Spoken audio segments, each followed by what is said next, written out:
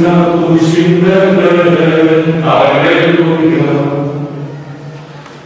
내가 왜 예루살렘 할렐루야 할렐루야 인걸리 주리오 Christus natum adorem un novo antico assuns in carne filius alleluia Dei Patris Sanctissimus alleluia alleluia in cori jubilo Christus natum adorem un novo cantico in omnia tardi gaudio alleluia benedicamus Domino alleluia alleluia in cordis jubilo Christus natum adorem un novo cantico laudetur Sancta Trinitas alleluia Te damos gracias, aleluya, aleluya.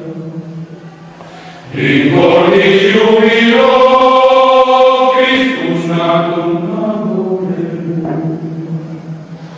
Un nuovo cantico.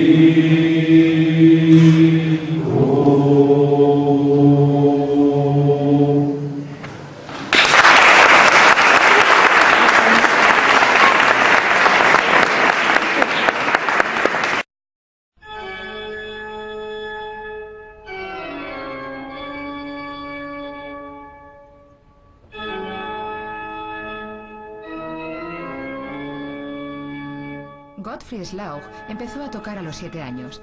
Podía haber hecho carrera en la música, pero en su lugar decidió convertirse en neurocientífico. Gottfried ha escaneado el cerebro de muchos músicos profesionales para averiguar cómo generan la fuerza mental que requiere la música. Prácticamente no hay ninguna otra destreza, ninguna otra actividad que requiera tanta actividad cerebral. La pregunta que hay que formularse sería ¿qué partes del cerebro no están activas cuando uno toca un instrumento musical? La música es una combinación de tareas. Los músicos leen las notas, sienten las teclas, mueven los dedos y escuchan lo que están tocando, todo al mismo tiempo. Gottfried descubrió que los cerebros de los músicos parecen estar hechos para este trabajo, ya que varias zonas son más grandes de lo normal. Una de esas zonas es el cerebelo. Solo ocupa el 10% del volumen cerebral, pero en este pequeño espacio se concentran más neuronas que en el resto de todo el cerebro. Este pequeño órgano trabaja más y trabaja más rápido que cualquier otra parte del cerebro, ya que orquesta los movimientos de los miles de fibras musculares de todo el cuerpo. Un buen pianista puede tocar más de 30 notas por segundo articulando muy bien, así que un cerebelo más grande puede que sea mejor. Otra zona que es más grande en los músicos es el cuerpo calloso, una franja de tejido que conecta los dos hemisferios.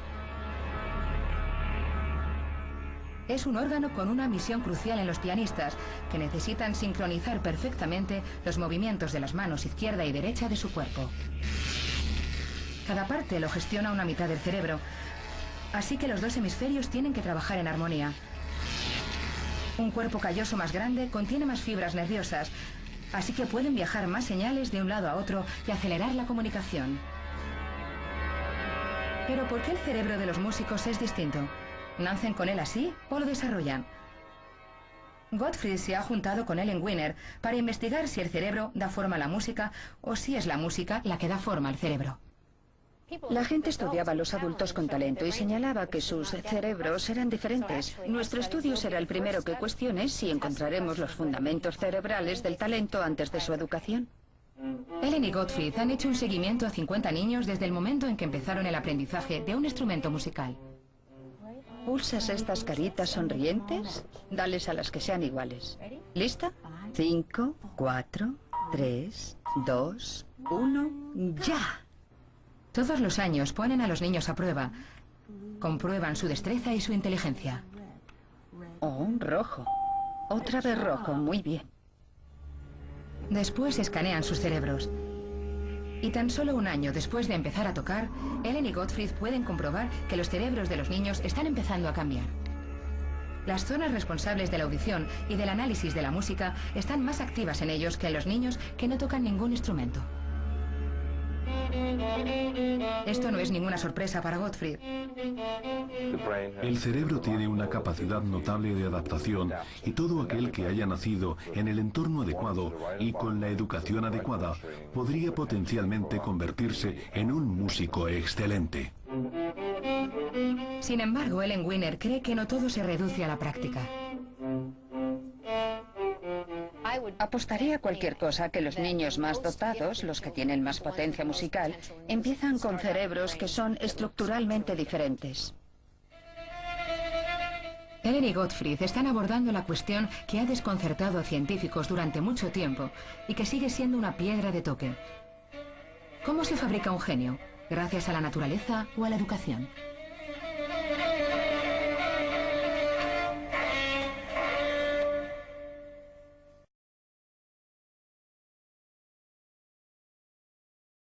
May, ¿y por qué par?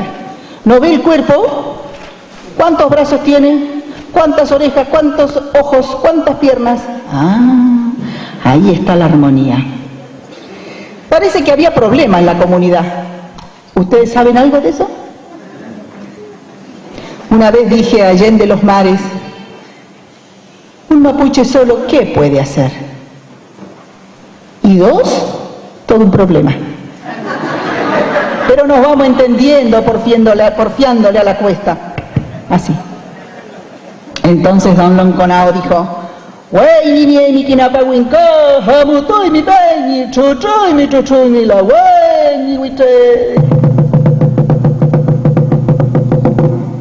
Wey ni ni boyi, yey wante wala wen, pichay mi, hawa la wen, kinapawinko lonko nyemi, rukata la wenay.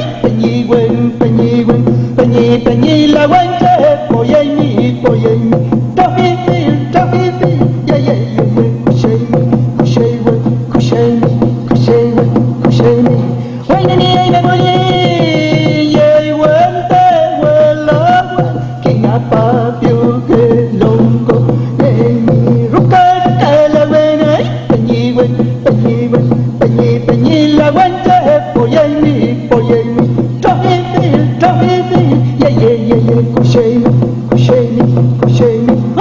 ¡chao! Arregló el asunto. Parece que sí. Sí, señor.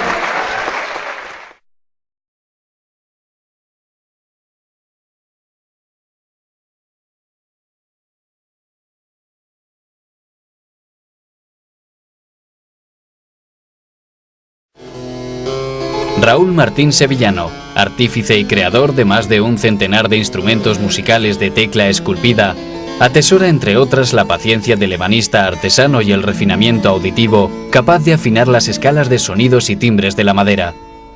Tiene tras de sí casi una veintena de años dedicado a la construcción y fabricación de clavicémbalos, espinetas y clavicordios.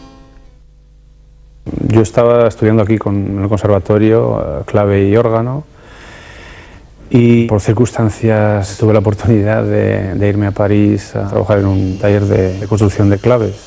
Y fue sobre el año 88, 89, estuve un par de años allí en París, y en el año 91 abrí el primer taller en el barrio de Las Fuentes, en Zaragoza, un local pequeñito, 50 metros cuadrados, y luego pasé a uno más grande ya en Villanueva de Gállego. Me fui a París a aprender el oficio, porque aquí en España no había ninguna posibilidad de aprender, ¿no?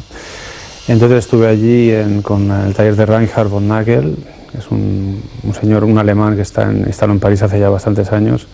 Él a su vez aprendió de otro maestro, de William Dowd, un americano.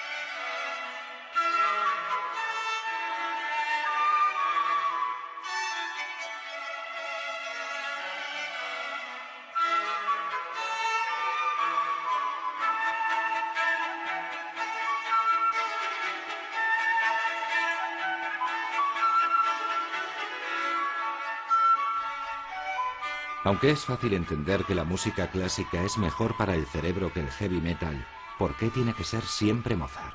¿Pourquoi Mozart? La música de Mozart contiene muchas notas altas. Para equilibrar tu propia voz tienes que oír las notas altas. Las notas altas contienen la energía que necesita el cerebro para recargarse.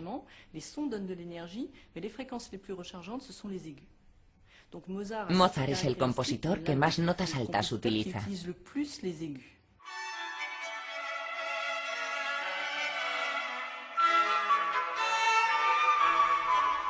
Josquin Kunze es un compositor de Hamburgo que fue alumno de Tomatis. Su objetivo es conseguir que los músicos profesionales interpreten mejor a Mozart.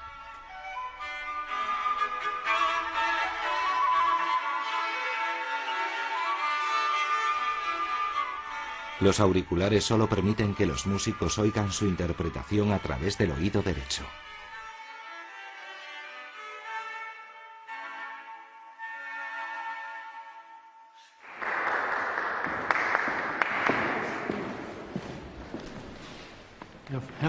Muchas gracias. ¿Ha sido distinto para vosotros? Sí, ha sido una nueva experiencia sonora. Normalmente escucho a mis colegas de una forma muy polifónica, pero ahora estaba reducida a mi oído derecho y escuchaba mucho la flauta y el violín. Permitía tocar de una manera más alerta. El oído derecho dirige la formación del sonido. Esa es una de las primeras cosas que descubrió Tomatis. El oído derecho influye de manera prioritaria en nuestra forma de escuchar. En todos nosotros, la parte responsable de procesar los sonidos se encuentra en el lado izquierdo del cerebro. Los circuitos cerebrales están formados en diagonal y el oído derecho capta el sonido mucho antes.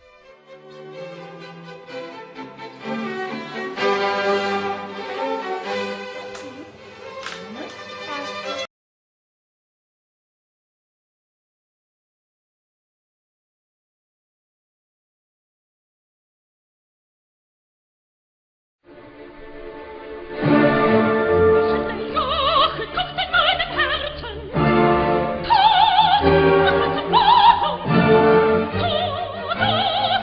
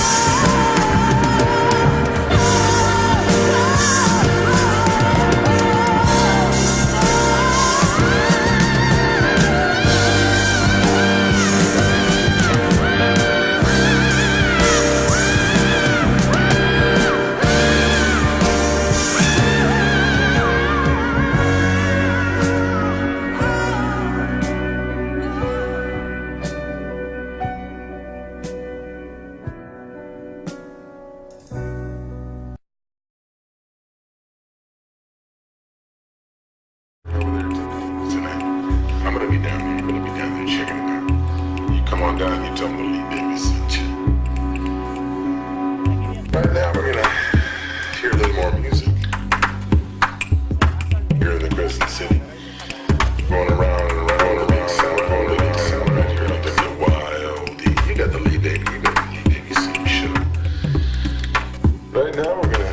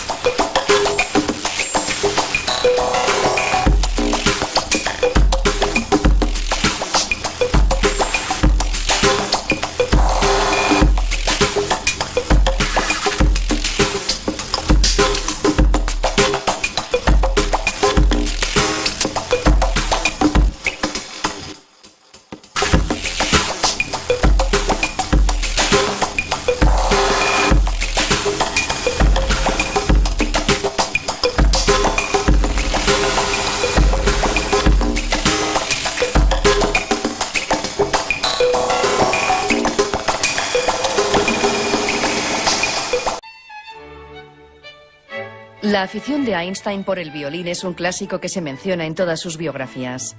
Solo cuando tocaba este instrumento conseguía olvidarse de su obsesión por la física. Buscaba en el universo la misma armonía que encontraba en las obras completas y ordenadas de Mozart. Para Heisenberg la música también fue básica. En 1932 recibió el Premio Nobel de Física por el desarrollo de la mecánica cuántica. Pero para él tocar el piano era indispensable.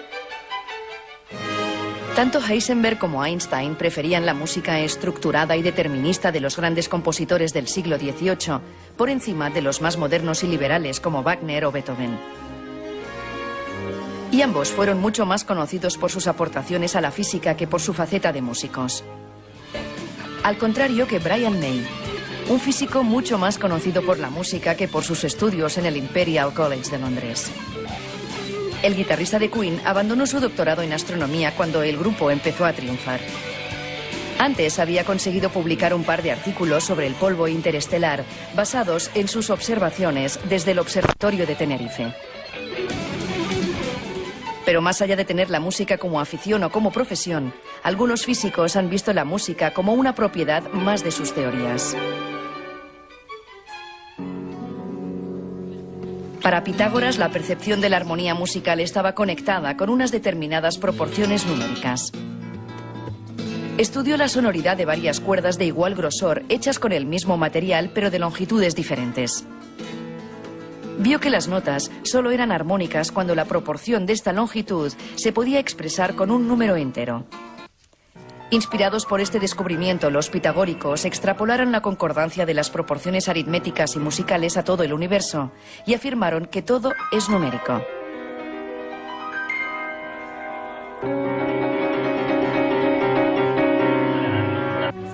Siglos después, siguiendo las ideas de Pitágoras, Kepler buscó la armonía en el movimiento de los planetas. Imagino que las diferentes esferas que giran alrededor del Sol lo hacían en órbitas concéntricas. Y supuso que emitían unas melodías preciosas. De ahí viene la expresión música de las esferas. Pero esta bella teoría acabó fracasando. El mismo Kepler descubrió que la órbita de los planetas no es circular sino elíptica. A partir de esta idea, Niels Bohr representó el átomo de hidrógeno. Redujo el modelo de Kepler a una escala infinitamente más pequeña y sustituyó los planetas por electrones y el Sol por el núcleo. Einstein dijo que esta teoría era la forma más alta de musicalidad en la esfera del pensamiento. Años más tarde, Heisenberg y Schrödinger redefinieron los principios del mundo subatómico. El electrón ya no es una partícula que se mueve en el espacio, sino que se describe como una onda que llena su entorno. Curiosamente, las matemáticas que se utilizan para describir el movimiento de los electrones son las mismas que describen la resonancia de los instrumentos musicales. Una vez más, música y física vuelven a ir de la mano. Luz. Música.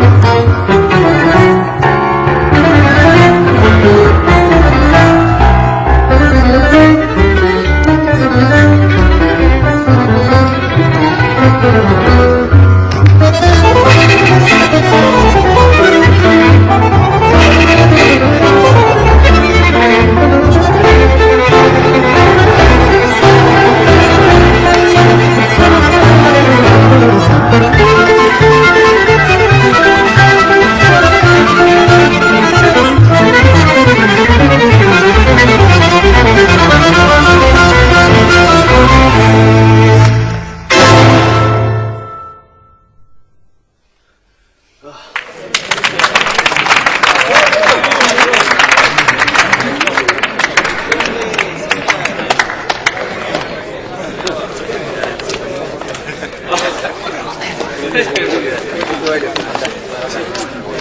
is it.